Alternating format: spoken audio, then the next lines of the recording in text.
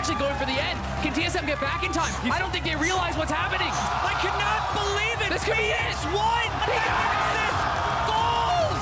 And Nori in the pit is healing up quite a bit. That's another kill. Phoenix 1 just gets her double kill. 3 people are dead. Bjergsen is zoned away. Hanser is dead. 4 members of TSM are gone.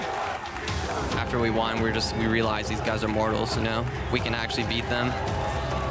Biofrost is stalling out. The Nexus turret goes down. The Nexus is falling. Phoenix 1 have done it. They have defeated TSM.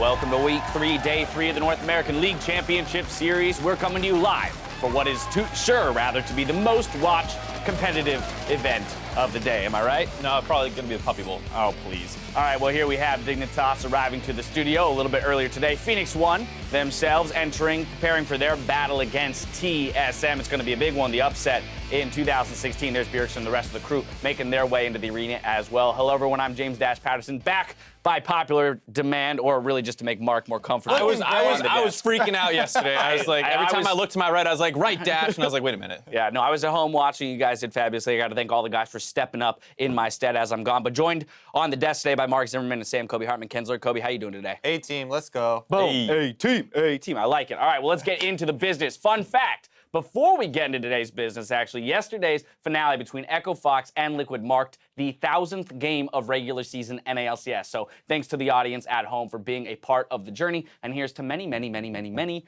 many more games. One can only hope. We've got some of those for you today. And as we get into it all, let's review how the teams are ranked. At 5-0, Cloud9 continues to hold on to first place. Then in second, we have Phoenix 1, FlyQuest, and TSM. Behind the middle of the pack teams are Dignitas, CLG tied in 8th, with Envy ending their week in 10th. Now, some of those ties are sure to snap with our matches scheduled today. First off, on NALCS 1, we'll see who drops out of second as Phoenix 1 goes against TSM. Then FlyQuest hopes to keep up with the winner of that match by defeating Immortals. Over on NALCS 2, Team Dignitas and CLG hope to leave the other behind at the bottom of the standings, after which Cloud9 takes on Echo Fox. Now, during those games, make sure you tweet at LOL Esports any questions from the weekend, and myself, Kobe, or Zyrene might be able to answer them later on NALCS tonight. But gentlemen, going into this weekend, we expected to see some changes with the patch coming through. Teams also managed to sneak in a few surprises as well. Right, I mean, coming into the week was all about lethality and the popular picks that we were going to see with it.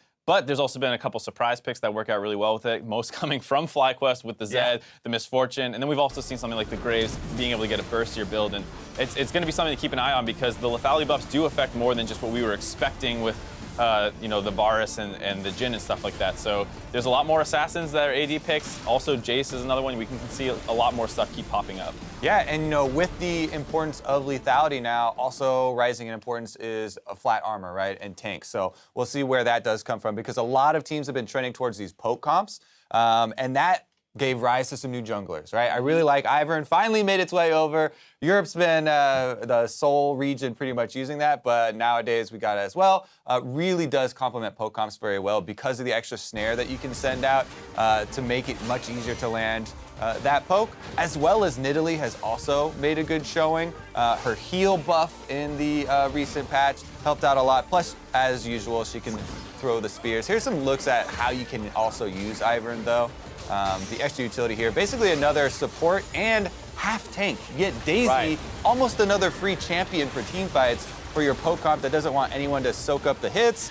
Got Daisy out there. It doesn't matter that it's AI and not an actual another player because she's just taking a bunch of beatings. You just need to throw something out there to absorb skill shots and stuff like that. And right now, the jungle pool doesn't have many tanks. You basically have Rek'Sai as like the primary one, and Ivern being able to be another option that can bring a lot of utility and a little bit of beef is really nice. It was very interesting to see Nidalee pop up, though, by a couple different players, including Moon himself yesterday, just as the old school kind of poke jungler. Yeah, everyone got a little scared as soon as we see Nidalee come back to competitive. Like, please, not again. I don't ever want that champion back in my solo queue games. It's annoying as heck, but it is a nice counter to Ivern as the primary kind of poke jungler that has shown up. Jat, the resident Ivern expert as well, pointing out some mechanics like the ganks there, showing up with your shield first. Mechanics of walking at Then him? the Q. You walk at him first, then you throw your Q. Too many players try and do it in the opposite direction. Now, while Cloud9 still hold the first place spot, we've got a battle for second with 3 different teams coming up. Obviously, Phoenix1, TSM, first match of the day. They're 2 of our 3 teams. And I think it is a really interesting matchup because when you look just at the performance of their players, Bjerg and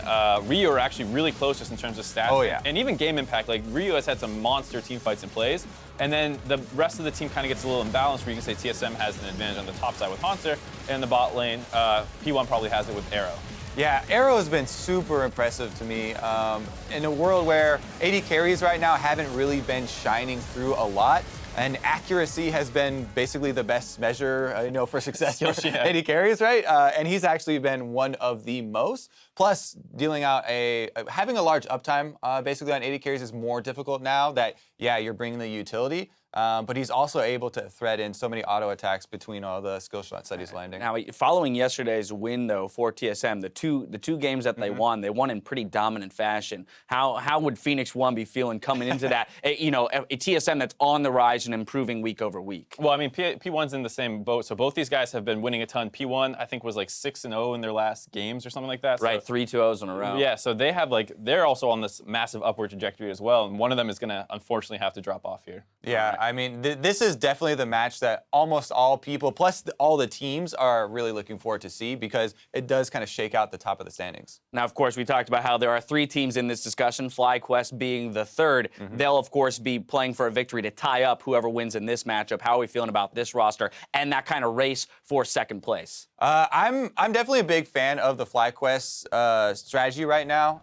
and people are kind of just laughing about it right now. And they're like, "Haha, it's so funny to see High and Lemon, winning again. They're back in the LCS. That's comical." Yet it's so much about their flexibility in pick ban and the fact that they have one of the best, if not the best, all-time in-game leader that North America has ever provided to the scene in High. And you can see it in their playstyle, right? They're so decisive with all these roams that they're going for. They head into the game with a well-planned-out strategy, due to Lemon as well as the coaching staff, and then they execute it really well because of High's, in-game direction. And I think it's interesting to contrast that from the way that P1 and TSM kind of play, where they are struggling a little bit more in the mid-late game, where FlyQuest is really strong there, and they have more basic drafts, whereas FlyQuest is doing all this crazy stuff on red side, leaving OPs up and drafting not based off priority. So the way the teams all at the top play is actually very different. Some important matchups here to close out week 3. The teams are about ready to go, so it's time to send it over to the casters to get us in the game.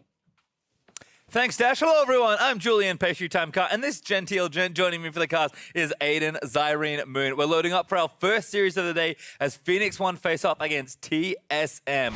For those who don't remember, the last time these two teams met in the 2016 Summer Split, TSM lost their only match of the regular split to Phoenix1. Yep, and Phoenix1, that's really their claim to fame originally. They made a name for themselves off of upsetting a TSM that looked absolutely unstoppable. And that's when Inori, he got recognition as a jungler and on that Rengar that became his trademark. And since then, P1 has grown and they've become consistent. They've invested a lot into their infrastructure. They've picked up imports. They are hellbent on being a top team. And Phoenix1, they've proven that they could be giant killers. But can they be giants themselves? Well, we'll have to find out. But one player that has proven already that he can be a giant is Ryu, which is why his clash against Bjergsen today is our featured matchup. These two players are just so good. Oh yeah, they are popping off. The player stats, they are neck and neck. Bjergsen, I mean, he's always been clutch for his team on TSM, but Ryu demonstrated earlier this week on Friday that he can save games too. So TSM, they've shown as well that Bjergsen, he can wrestle map control away from teams that have a lower tier mid laners and are placed lower in the standings, but can TSM exert their game plan against an equal? And I feel like that's just going to be the big question today because the teams are so close in the standings and in general play skill. Bjergsen, though, he has mentioned that among mid laners in the NALCS, only 2 are really on his radar. I think Ryu up with Jensen just seems like my 2 biggest competitors now. Ryu is just an extremely solid player. He hardly ever really makes mistakes. He doesn't seem like he's nervous on stage. He seems like he thrives on stage. He's not afraid to make plays, but he also, like I said, he makes very few mistakes. I don't really often see him getting caught out or playing away from his jungler. He just plays really smart. Yeah, Ryu's been incredibly consistent, but also very hard to read with the blank face. You can almost never tell what he's thinking. But Ryu himself also said that he's playing well, but he hasn't proven anything yet because he doesn't consider any of the mid laners he's gone against as top-tier mid laners. So today is the test for Ryu and Bjergsen both as they face off against each other. Certainly is the test for this team. So let's go through their starting lineup. Starting off on the blue side, it's Phoenix1, a team that certainly is on the rise. In the top lane, Zig, jungle Inori, mid lane Ryu, bot laner Arrow, support Adrian, and of course, Coach Fly. And on the red side, it's TSM. In the top lane, Hanser. In the jungle, we have Svenskeren pulling out the Ivern yesterday. Bjergsen is going to be going up against Ryu. In the bot lane, Wild Turtle, formerly with Adrian as support, but now has Biofrost as his support with Coach Parth. And it's kind of fun to think about this game because there is a bit on the line here. P1, of course, upset them last year, so there's a little bit of revenge there for TSM. But you pointed this out to me, that these coaches have also played against each other recently. That's right. Coach Fly was the coach of Royal Never Give Up back in Worlds. So the team that knocked TSM out of Worlds had Coach Fly. So Phoenix1, they have definitely kind of built up to possibly be the kryptonite of TSM. They have Inori, who showed that he has the guts to go up against Bjergsen and Svenskeren, and also they have Coach Fly, who doesn't seem to actually give up much in the draft. I've certainly been very impressed with the drafts from that team, and we're going to have a champ select on the way shortly and see how the teams navigate for game number 1. P1 banning away Rise. To start things off, they will be on the blue side for this first exchange Rengar ban from TSM. I'm expecting Camille and LeBlanc to follow, but we'll see what happens here for Phoenix1. Blue side really is the side that gets to pick some more targeted bans. Maokai, a pretty good example of a strong champion that P1 decide to take away here. Yeah, it's quite interesting. So they're trying to get rid of the tree SM here. TSM ran 2 trees yesterday with the Ivern in the jungle and the Maokai in the top lane. So yeah, you expect them to ban away those 3, but LeBlanc would be the one that you would want to leave up if you have a counter for it, and you also think that Ryu isn't all the way up there in that tier list. Pretty bold perhaps, but TSM will be the bans here from Phoenix1, taking both the Maokai and Ivern is actually the last ban there. TSM maybe mulling over this last ban. Like you said, they could leave it open, but instead decide that it's just safer to ban it away. So LeBlanc taken there. What's left open for P1's first pick? Junglers immediately leaping out. Kha'Zix, Varus, the 2 that you would think is first pick worthy here. The hover of the Gangplank. Gangplank is also the champion that Zig played in Game 3 against TSM, and he had a fantastic showing there, showing, Hanser, he can take him down in the top lane with that. It's one of those things where Zig is such a stable, consistent player. You don't really associate him with carry champions, but it's not like he's incapable of doing it. Almost every top laner has at least a couple of picks that they can bring out and shine on. But first pick Kha'Zix here makes sense here for Inori, but actually Jace over to Haunter, speaking of those more carry-oriented top laners. Yeah, carry-oriented for him in that top lane. The Jace, interesting because they usually run a tank top. This means that Svenskeren, if he is going to lock in the Graves, be unusual. Thank you. I expect him to go for something like the Jhin or the Varus. It's the Jhin that he locks in. Actually, Varus dropping through here. That's been considered sort of the first pick AD carry now that the lethality changes have moved through. And even last week before those changes, Varus and Jhin were kind of getting a nod over Ashe. That's true. But you got to think about the supports that are also left up. Because of Phoenix1's ban, Zyra on the table, Malzahar also on the table. Both great synergy alongside the Jhin. And the Corki picked up here, so picking a very stable mid laner. And Bjergsen gives him an opportunity to possibly play an assassin or go with something like a Cassiopeia into it. I like that because it does feel like, Rise LeBlanc, they're the obvious strong mid laners that often get banned away. Corki, to me, feels like one of the best and also one of the safest blind picks, but I agree that he does open up space for the enemy mid laner. Varus going to be picked here for Arrow. That's no surprise at all to TSM. Arrow's taken it almost every opportunity. Curious to see Turtle take Jhin instead of it. But it's kind of curious to see what TSM want to do with this final pick here, because they might want to pick a jungler. That Rek'Sai is kind of the obvious one, but support's also available. So TSM kind of in a funny spot here. Yeah, if you don't pick your jungler here, you drop down and may have to play something that doesn't synergize well with the team composition. So the Rek'Sai, like you said, one of the tanks that's left. I think Ivern they have ban. to. Because you have the carry top laner. That's the thing. When you have the carry top laner, you typically want to have the Rek'Sai alongside it or a tank with Ivern. But Jace, we have seen flex to the mid lane even just yesterday. I mean, that's the other thing. If they don't pick Rek'Sai, maybe they're saying, okay, we can take Lee if he drops through the draft. So I think this pick does signal that it's very likely to be a carry top laner. Win the Jace there for Haunter, but we'll see what happens in the next phase of picks as we are into ban phase number 2. Tahm Kench actually banned by TSM, which has been picking up some popularity. There's a Syndra ban from Phoenix1, so it looks like Bjergsen not taking his mid laner early. Going to cost him a couple bans here as Phoenix One are going to try and target out champions that will be good into Ryu, but Bjergsen should have plenty left open as Misfortune actually banned away, maybe signaling that Zyra pick that you mentioned, or even the Malzahar pick as well. Yeah, that's the thing, is now as Phoenix One, I don't think you actually ban Malzahar or Zyra unless you really consider one of those a much bigger threat than the others, because the Jhin synergizing with the Malzahar is just as scary. If you want one for yourself, or they could ban one if they're comfortable playing the Nami alongside the Varus like before.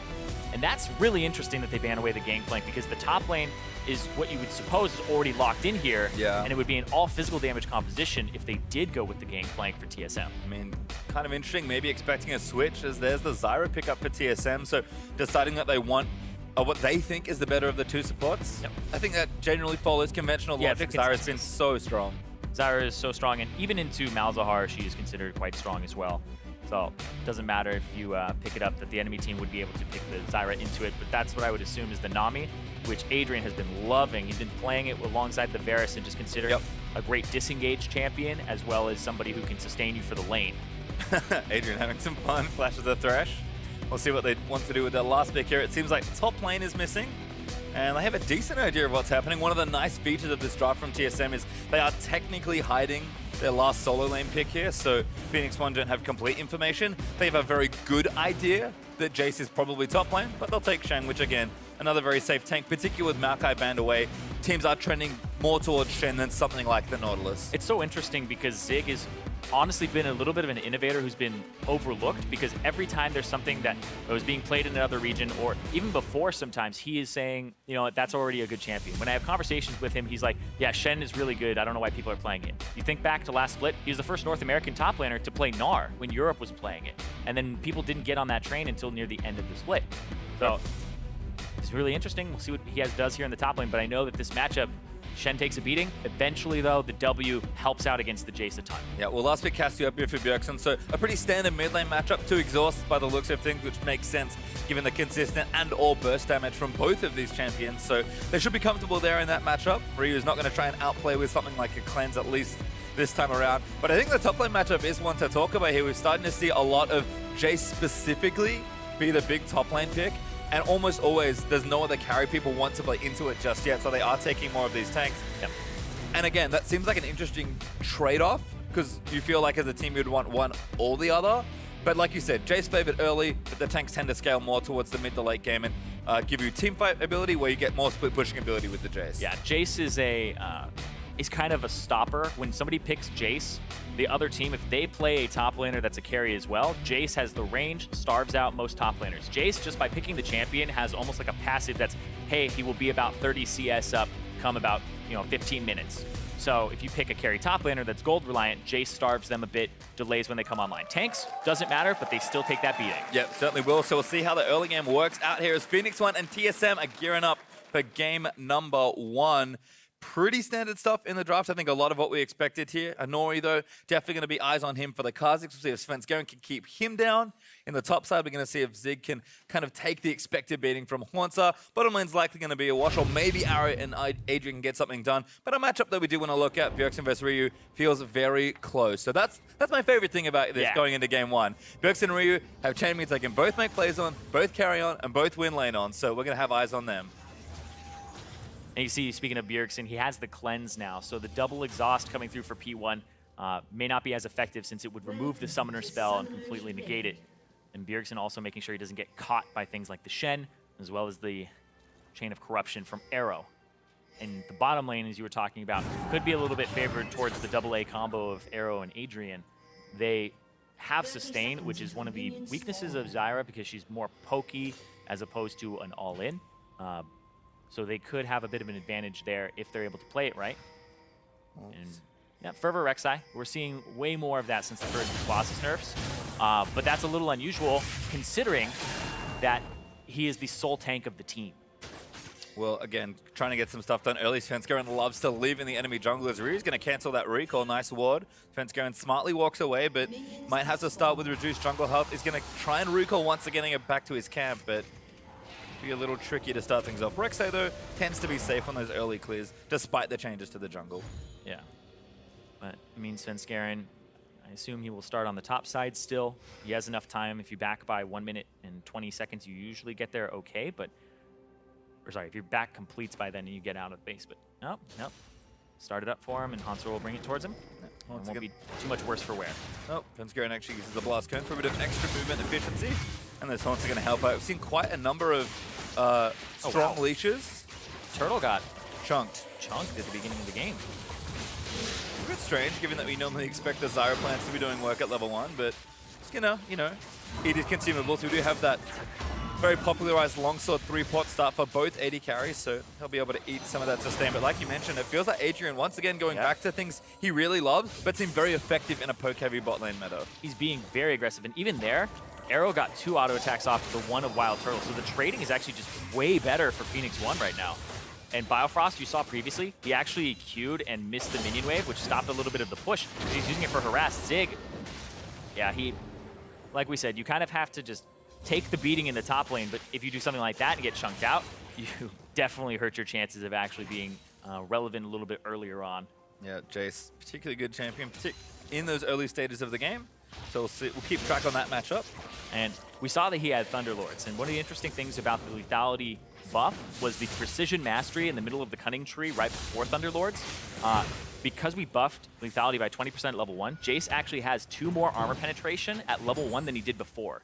So that is something that, people are like, oh, Jace is really good. He's even better, even if you don't build any lethality items, just because the mastery helps you punish in the early game, which was his goal in the first place. Yep, you can see 10 CS up already. Lane looking good there for Haunter. Turtle and Arrow still trading blows. Thunderlord's procs from the plant onto Adrian, but you can see that looks a little better right now for Arrow, who still hasn't used that first biscuit, so does have a consumable up. He's got Adrian in the back pocket as well to try and help heal him up.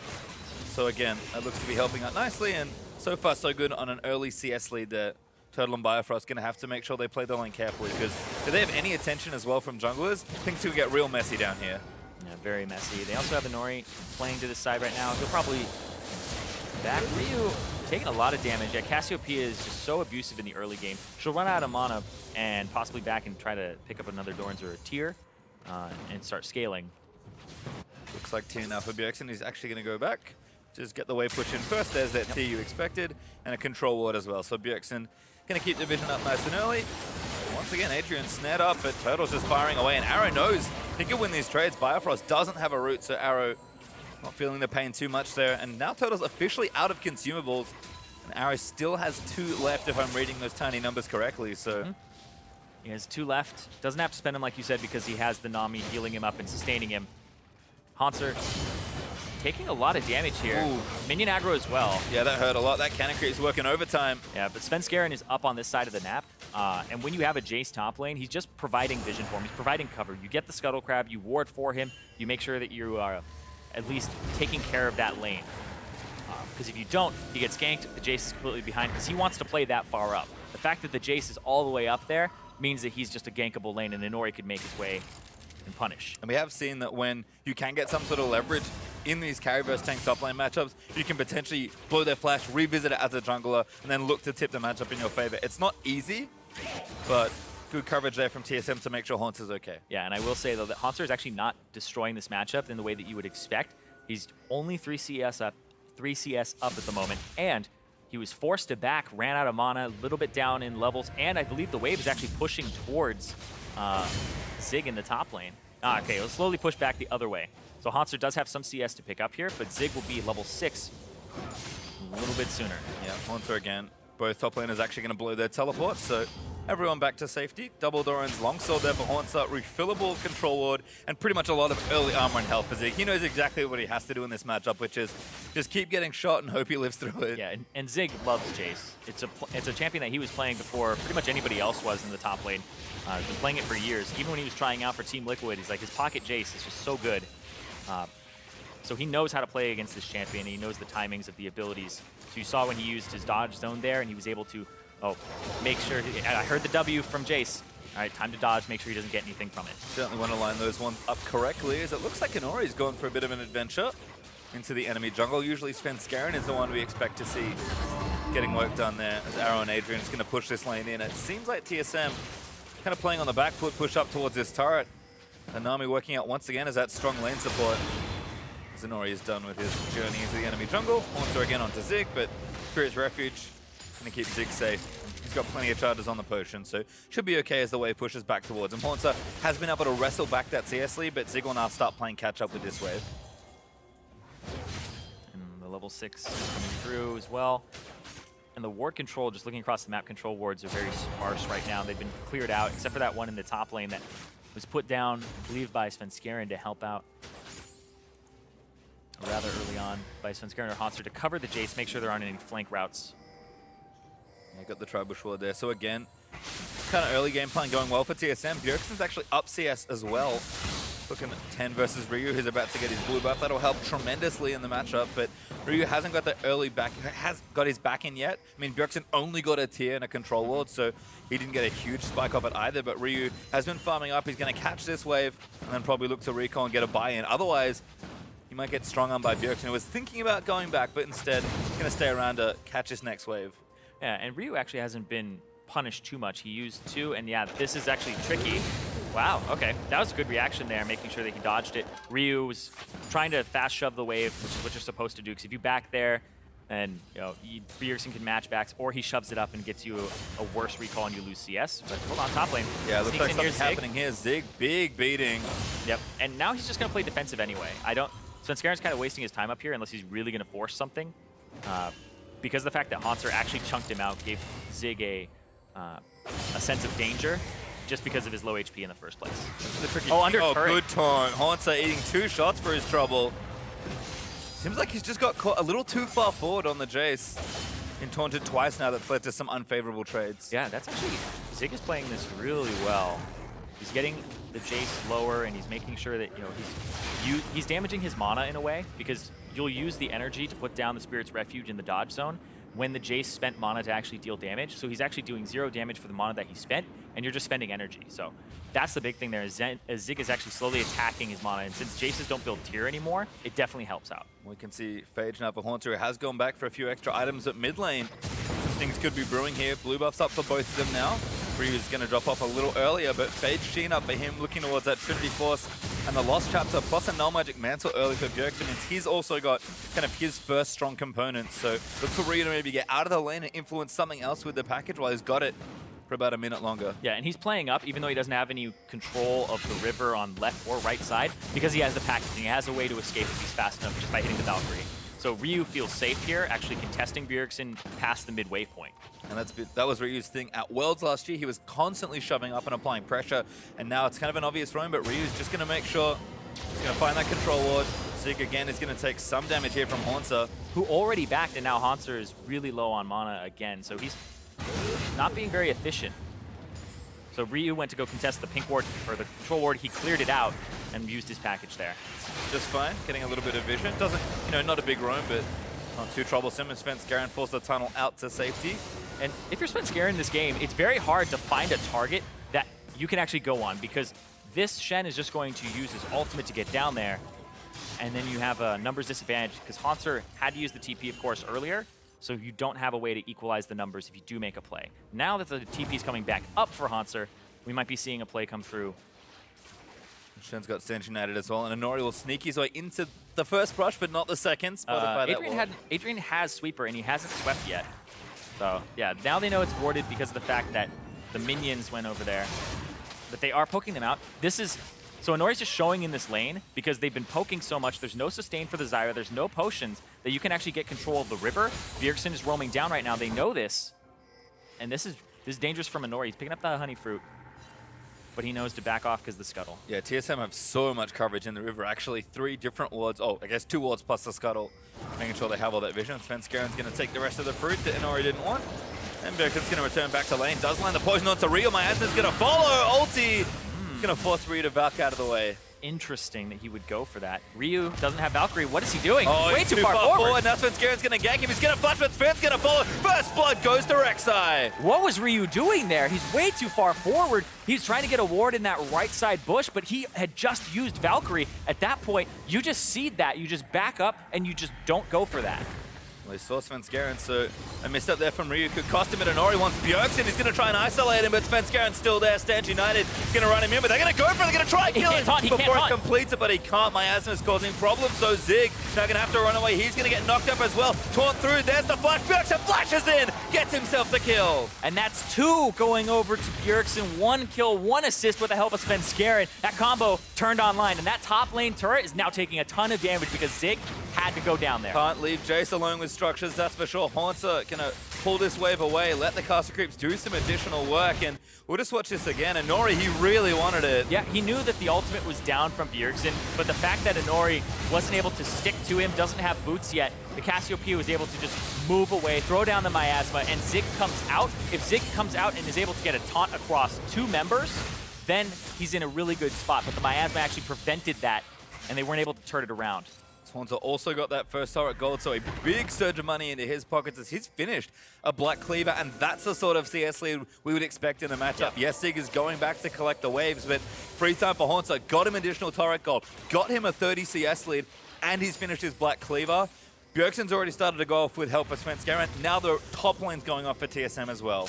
Yep, and you would expect if that earlier play from Ryu, if maybe an ultimate from Shen had come out then that was the opportunity for them to wait for Inori to get there. But then they just trickle in, they do this, the standard mistake that we see all the time of the guy doesn't have ultimate, let's try it, but the jungler is still there, still camping for him. Infernal Drake does go over to P1, so they get something back, but this almost 3,000 gold lead means that TSM, they get to take the blue. They get to do the classic TSM from last split, where they just go after the blue buff after getting control of mid and the jungle. Yep, this is the control that they exerted time and time again in summer last year. Arrow's lining something up while Turtle into the chain of corruption, and Ori's on top of him, and that was a misstep. Doesn't even get a chance to flash there, so Wild Turtle gets killed. This gives pressure down to the bottom side. Ryu is now coming down here and looking for that blue buff, or at least getting around the area because he knows that it's going to be up soon. Stealing TSM's plants, which doesn't feel great. Bjergsen's like, yep, got your blue buff. What do you want to do about it? Ryu's going to dodge out from the queue. That's a good start. 3-man push here for P1, though.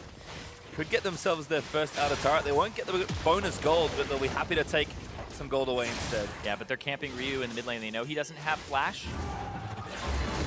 Giving gold over. Zig now here as well. Turret damage. This can go down, yeah, and this actually should, I think, with Haunter here. Extra armor's going to kick in. They needed to wait for another minion wave, so won't be able to take the turret, but great damage done to it. Inori is going to steal away the blue, but Ryu's relatively far away, and I'm not sure he can get to it, so sure, they'll just trade blue buff, but denying it from the mid lane is still a win for TSM. Yeah, both the experience and the fact that this is a Cassiopeia. He just needs that mana. We saw him almost go out of mana in the previous fight. The Lost Chapter kicks in and helps out a ton. And now they're going to go in for the turret, and Bjergsen's actually trying to zone him off with him, but he took the tower hits, cleanses out of the way, and Nori snared up on the other side, and TSM, a risky take, but they'll get the turret. P1 looking for something, but Arrow with no ulti just can't find the snipes. Bjergsen gets away by the skin of his teeth there, just barely. The cleanse coming through as well, making sure that he's able to just slither off there, but that gives a little bit more control to the mid lane. Zig gets a little bit of a breather in the top side, and Haunter will pick up these minions that are in mid. Yeah, he's more than capable of defending any potential push, so TSM assigning the right people for the job here. Haunter's going to clear this out, then he'll scurry back to top lane to deal with Zig once again, as Haunter continuing to hold a pretty good lead in CS. Yeah, and now that TSM have the top turret, lost the bottom turret, looks like they're going to set up Wild Turtle in the mid lane here. Provide him a little bit more safety. He does need to farm a bit. He is down in CS. He is down in levels as well. Looks like Bjergsen will be on the side lane because it's hard to 1v1 that Cassiopeia with anybody that you have right now. But Trinity Force has been completed for Ryu. Yep, going to move that coverage probably down to that right-hand side as well and make sure Bjergsen is safe. Without cleanse and flash, it's a little tricky to try and get away as Cassiopeia, but I kind of like the spirit of the play. TSM have actually created a situation where starting to see more and more with, you know, a tower going down in bot and then the dual lane rotating to pick up safe farm in mid. The difference here is that TSM's aggression actually forced down the mid turret early, which means that one of these lanes is safe and one of them is unsafe. So Turtle has so much room to get free farm here, and every time P1 walks to mid to try and collect what should be easy farm, it's actually way less safe than it should be because the turret's gone. Yeah, they're actually not looking for a turret right now. They would most likely put Jace into the bottom lane if they were looking for that turret, but it's just safe farm, like you said. Bjergsen will pick up the wave on bottom. They don't have control of this jungle side yet. And so now, I actually think Phoenix 1 have a little bit more tempo here with bot and mid. And that is so risky to do. Face check. Oh, no. He's got him in there, too. That's going to be Bjergsen dead. The taunt lands in. Miasma not this time. Zig able to take him out. And you can see Bjergsen like, oh, man, I thought it was a safe area. That's the combo they're looking for. Inori with the ultimate comes out with the Shen. It's that extra surprise, the submarine coming through. Needed a bit more coverage, but there was even a control ward in that push that Bjergsen face check. So smart setup there for P1. TSM don't kind of do their homework correctly, and we'll get the mid laner killed. However, Haunter and Bifrost are looking for a tier 2 turret, and the rest of TSM's coming through. Phoenix1 are trying to respond to this. Instead of pushing mid, Ryu's pushing bottom lane. Yeah, he's got the Trinity Force, so he does a lot of damage to these turrets. So he'll be able to pick this one up before there is an answer for it. So they will just equalize the turrets, and they'll have to push in mid. So Phoenix1, once again, a little bit more tempo here. I actually think they're playing the map a little bit better. Good assignments here as Zig and Haunter are doing battle. Haunter out of mana, gonna have to leave the area. The rest of TSM will back off and try and defend this push that P1 also had set up. TSM are cut off, and Svenskeren might face check a couple P1 members. Ooh, what? Oh, Adrian was predicting the bubble, E. yeah. Okay. Predicted the E instead of reactionary to when it starts. I think you have enough time to throw the bubble and catch them as soon as you see the tunnels start spawning. Instead, tries to get cute. But Svenskeren pretty tanky. Likely relatively safe there as well. TSM will hold onto their mid lane outer turret for now, but Bjergsen has an even longer lane to try and get this farm in. So we'll see if TSM, they want to change up their lane assignments, or if they're happy to kind of cover Bjergsen a bit better in that right-hand side and make sure he doesn't get ganked again. The issue for TSM, though, is putting Bjergsen in that bottom lane means it's such a gigantic, long lane that they're not really actually threatening that turret. And this is the side of the map, of course, where Drake comes up. So if they get shoved in, they'll lose Drake control. It's much easier for Phoenix1 to start getting wards down here and down in the blue buff area of TSM that they would be able to contest it and pick it up. TSM, you can see they've got a big open space, but trying to slowly navigate down towards this bottom lane. Okay. Get the wards down. And now they're posturing like they really want to take this turret and starting to get control of this area. And it's just awkward that Inori's on the top side of the map right now. Because Phoenix1, Drake is about to come up. They're saying that this is Cloud Drake. They actually don't care about this Drake, that they're willing to sacrifice it to get a kill onto Haunter and also to get this turret if possible. We're going to try and take this one. Haunter, I think, knows what's up. Yeah. He's playing very far back. Because his team is on the other side of the map. It's the right play to make. And now you can see the pinging on the bottom. Ryu is backing off the bottom turret because that's the counter play there, is TSM would go 3-man bottom. Now it's about who gets there faster, who gets the turret faster. They're seeing what are the bottom lanes doing. The bottom lane and support, they're just trying to fight each other in mid. Yeah, TSM might have brought a few too many people to the bottom lane party because Arrow is actually continuing to push up and threaten that turret. Bjergsen and Sven, should be able to finish this off. They're going to need another wave. Well, Zig has ultimate as well, so if Ryu is able to push them off, there is always the possibility of Zig ulting and then they don't get anything out of this, but I think Bjergsen will continue to push, and because there isn't ward control on the bottom side, like we can look at it with God Vision and say, oh, there's only Svenskeren there, but they don't really have 100% idea of who's in this jungle on the bottom side for Ryu. They're actually dark, as you can see, all along this right-hand side. So I love that we did that. They'll leave TSM to go take the Drake. There were pings onto it, so this is kind of the natural play. TSM knew they had to plan a little further ahead given how long the bottom lane was, but successfully take the Drake. They have to trade for it, which isn't ideal, but they're still up almost 2,000 gold. So they've got a lead. It's not a huge lead, but TSM will take in. Both teams have done a really good job, both being proactive and also reacting to a lot of these mid-game macro situations. Yeah, they're actually playing very similarly in the terms of how they set up their movements and then the movements that they make. So you can tell that both of these teams are top of the league, because of the way that they're moving around the map, and it's just systematic. Even when if we were to go back and look at how they were taking those outer turrets, the one P1 getting the top one and TSM getting the bottom one with Bjergsen, the way that the mid was going on in mid, the way that the bottom lanes were posturing, the supports and the 80 carries were posturing towards their sides of the map, just barely. And it's enough to make it so like, okay, if something happens, we are ready to go. Ooh, well, Turtle looking for something. Edge of Night there as well. Really nice from Turtle.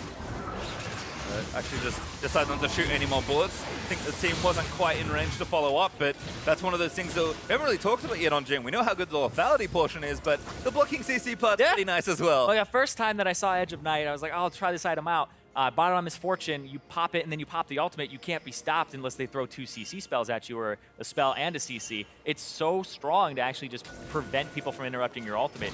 And one of the counters to Jhin. So it covers a weakness of his, and it's such an absurd item right now. Yeah, really strong and good use of Turtle, kind of showing it off. No pick for TSM though in the mid lane. They are playing around kind of the one imbalance as far as map control goes, because they still have an outer turret for a little while longer. The longer they can protect that, the better, because that's direct central control of the map. And you could see they're setting up a Turtle, trying to find a pick around the area, because if they get something, they can translate straight to another objective. But they don't really have momentum in any of the lanes. Zig has momentum bottom.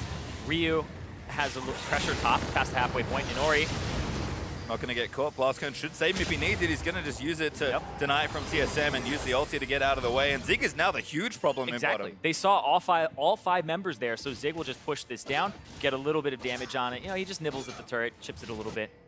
Swords aren't really effective against structures. Well, he's doing what he can. Wants to see it to clean up the mess, though. Tower not going to take too much damage and will regenerate over time. This also gives Zig inside track to mid, so he could actually flank and come around if they did want to make a play. Phoenix1 have a control ward right here on the right side of mid, so you have to abandon this if you're TSM, because you don't have the members who Pearson has to hold top.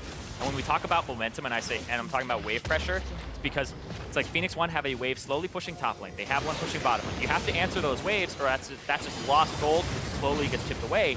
And so you have to give up that middle turret. Ooh, good poke! Top of Arrow gets chunked low, but ultimate not used there from Wild Turtle. Yeah, they have to get him back to healthy, because this is still the threat of a Baron on the table. Gonna chase down, but TSM just kind of have poke and don't have too much engage. I mean, no hard engage for a team fight, plenty of long range engage for a pick. It's like catch, yeah. They can catch somebody out with Desira, with the Jhin, and that's really what they're looking for. And that's why the map is so open, because the teams are just okay with giving up turrets, because they want a really big open map. They don't want a lot of places for you to hide.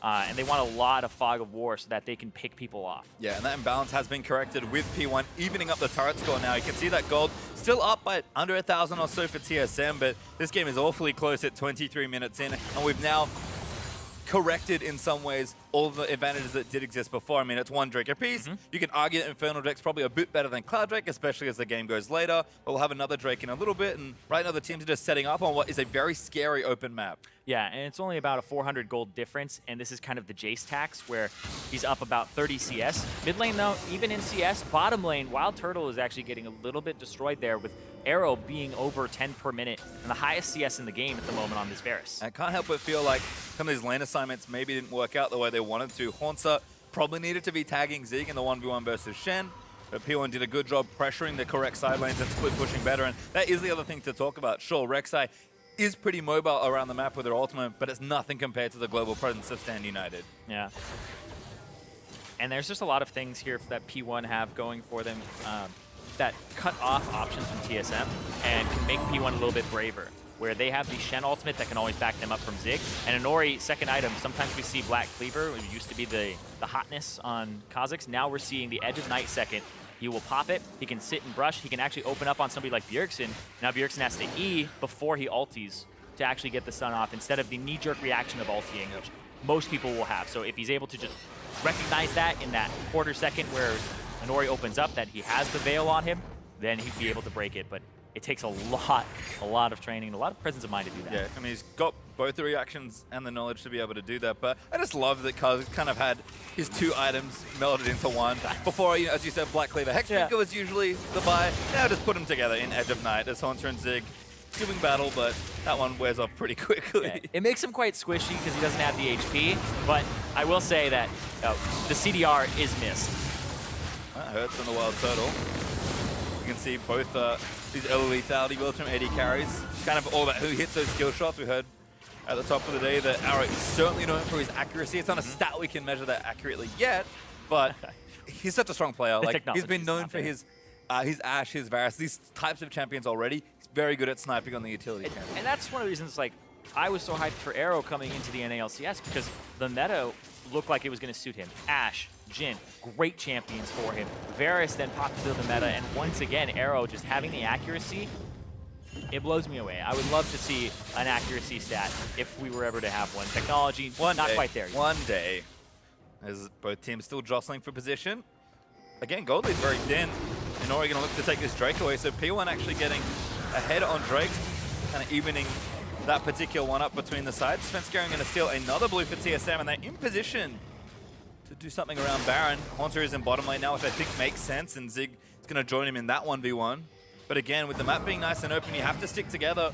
Can't afford to get picked off or blown up, but you also have to manage the map correctly and not give away a big objective. We're going to get towards Elder, and even the next Mountain Drake will be important. And of course, Baron is always on the table as that big objective that every team wants at this point. And this is the type of game that you would expect from teams that are jockeying for second place. And Phoenix 1, I mean, they are a far cry from the beginning of the summer split Phoenix 1, where they were jumbling their roster around, trying to figure out, oh, how can we get a lot of these guys into the country? Now, Phoenix 1, I know the organization has invested so much into them.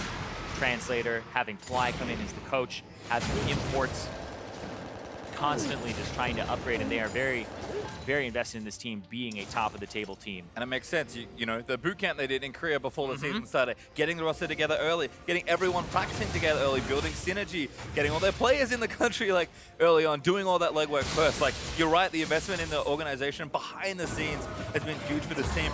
And it makes sense. We saw in week 1, if you think back a couple weeks now, how every team just looked a little scattered. TSM included. P1 have looked consistent from the get-go, and you can tell the investment's paying off. Yep. Very, very invested. P1 mean business, and they want to be able to take down TSM, prove that they themselves are giants, like we had said earlier. Out. And that's the poke right there. Just does so much damage. And it made us a little bit surprised in Champions like that the Varus wasn't picked up, but we'll see. Try to go on Turtle! Turtle for a play. Little caught out. Inori able to get it. Flashes for the kill. And now it's 4v5 in favor of P1. And Turtle cannot catch a break. He can't farm these waves safely at all. Inori comes in from the right. Ryu straight down, straight up the gut. They're going to get this turret with the Trinity Force. This is now a little opening created. Once again, we have some uneven objectives here as Svenskeren trying something. Now, they're actually stopping Jace from backing. Here comes Inori down to the bottom lane. He's going to try to punish Haunter, and Zig is here as well. Can his HP hold out? I don't know. Zig's still tanking. Haunter, yeah, he can't do it. Not enough. Inori, just another easy kill. That's big momentum there for Phoenix 1. Now they have that tier 2 down in the mid lane. They have the tier 2 down in bottom lane. They can start making plays for that top side of the map, which is where they want to be in the first place with having that Baron. Still a gradual increase, though. 1,500 gold ahead for P1. They couldn't convert a big enough fight to try and take an objective, so instead they'll take their extra gold, they'll take their extra turret. Turtle will go to now the next safe spot on the map as this top wave is pushing towards the tier 2 turret. But TSM, they'll cut their losses. They'll say they didn't get Baron. That's the big thing that the teams are looking for as we approach the 30-minute mark. And teams are still getting stronger and stronger. I mean, you can tell that both these teams are well practiced in moving around the map together, and they know that as it gets later, the fights and the margins you can win or lose by increase, or I guess narrow by in that sense. Your margin of error becomes smaller. You can't make any mistakes. Can't make too many. Missed up there from TSM is going to cost them a couple. Can't make any pastry. I want to see a clean game. Well, all right. Here's the Baron from P1. Got rid of the blast cone. Rek'Sai on the opposite side of the map. Tunnel, closest one is right there. Doesn't take long. Arrow, though, in there, and the damage is huge from everyone. Svenskeren, he does have the opportunity to get in. He's going to go in for it. He's going to try and get some kills, but he doesn't have enough. He's dead instantly. And now Haunter going to try and snipe it off P1. They get the Baron, but can they get out? Bjergsen going to try it tied up. Inori tagged by the Rylai's Q from Cassio. But P1, they just feel confident now. Turtle going to open up. He tags Adrian. There's Zig tanking the shots. Fourth one coming. Shock Blast almost gets him. Strangle Thoughts is there. Oh, Inori's going around the Turtle. The snipe, and now Inori look for another assassination. The flank is good. Inori makes the play and gets the double. Haunter now getting torn apart as the stage now keeps him alive. Bjergsen going to try and make it happen, but looks to be the Quadra. Not quite, but that's an ace for P1. And P1 take over the game. They have all 5 members up, and TSM are down. They're going to start shoving these waves. Caught slipping. This recoil time has cost TSM any advantage around the Baron area. And now Shen's pushing bottom side. Zig's going to stay there. P1's going to shove 2 different lanes and try and knock down some turrets. And P1 just seemed to understand wave manipulation and what it makes your opponent do. Zig made the bottom wave come out to him, so Haunter wanted to shove it a little bit harder, and he played as if, okay, you know what, I'm not that safe. And then Inori came down, got that. Haunter's back in the base. Then they start making a play for Baron. Svenskeren has to come back, and he's not able to get it away. Ryu actually covers the smite with that last 50 damage. I mean, even then, Sven died before he could even try and smite it, so watch this one again. He goes in at 3,000 health. Well, he doesn't really have vision of it, the control wards. And that's the point where you're just like, all right, are they either going to keep hitting it, I have about, 3,000 health. DPS that I can take off. Also buys time for them to get in here. But Inori going all the way around. He already prepares the Veil as he's walking with the Edge of Night. Jumps over. Bjergsen actually gets hit as he goes over. Takes a ton of damage, and now he's basically out of the fight too. Bjergsen wanted to re-engage that because he still had ultimate. Bjergsen wanted to make a play where he blast cone, ulties, and gets multiple people, but I think he got hit by an arrow right before he got over with the blast cone. Yeah, play does not work out there, and P1 win a pretty convincing team fight around the Baron and break in 2 crucial places. We've been talking so much about these teams and their macro game, and the thing about playing the map like this is mid lane inhibitor, usually not that bad if it's the only one you lose, but losing a side lane creates such a big map imbalance. Yep. TSM going to try and make it up here with this play, but Nori's on Inori's in Turtle. the back Oh, again. what? Goodbye, Biofrost! As Turtle's dead as well. Inori 1v2 for another double. Might make it a couple there for Sven as he goes down, and Bjergsen, he's going to try and fight. He jumps over the ultimate, outplays Bjergsen. There's the taunt, and P1 just have it all. They just slaughtered TSM. They're going to take this turret. They have the Baron. They're going to end the game here, Pastry. I mean, the minions are there. They're going to try and just run in for it. Zig going to tank up the shots. P1 not interested in the last inhibitor. They're going to claim the game instead. Nexus turrets demolished by the super minions, and Phoenix 1 clean up TSM in game number 1. As clean as it gets, Inori 7-0-6 on the Kazakhs. Great positioning, 100% kill participation at the end. And a delicate game for a long time now. It felt like back and forth for 20, 25 minutes. We were talking about what was happening, how both teams are playing it so close. Usually intense games like that, you have one defining moment that opens up the game. It was that Baron. And it wasn't like TSM went in for a 50-50 and tried to make a risky play. P1 made the standard Baron call, took the Baron because TSM were not in position, and won the ensuing team fight, which is the one place you think they might fall down to. That's literally everything right. Yep. Like, the only thing that P1 really did wrong that game was that mid lane skirmish that cost Ryu and Zig their lives, because Ryu, he went up after he had used his Valkyrie, he got caught. And then Zig came in to help Inori, saves Inori, but those are the 2 kills that TSM got in the entire game.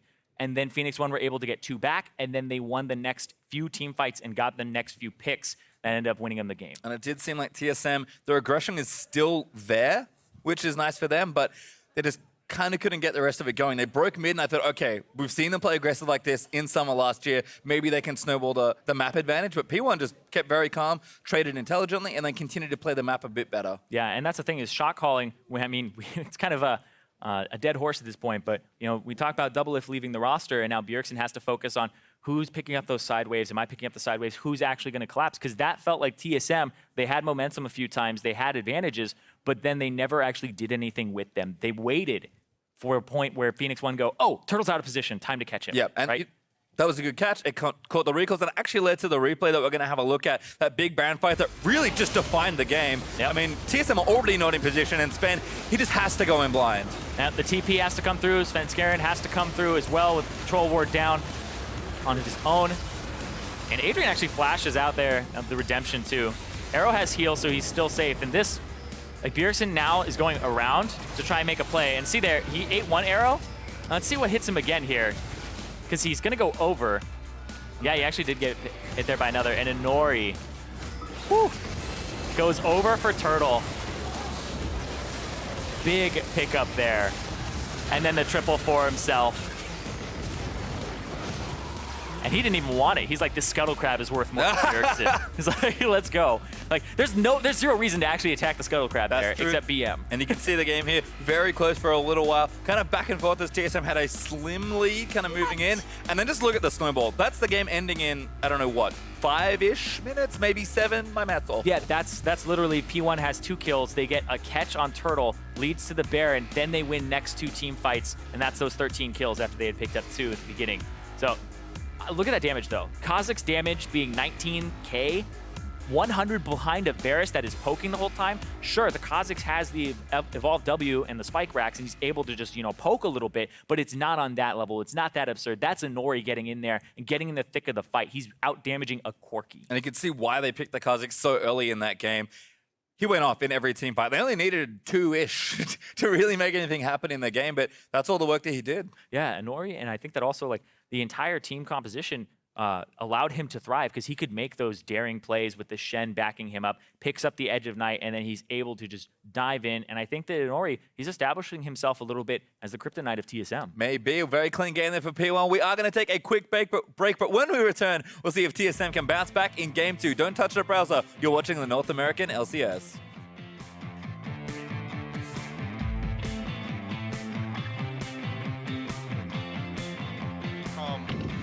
Yeah, he will come in our jungle, start blue time. Yeah, he want to start something in our jungle, you know.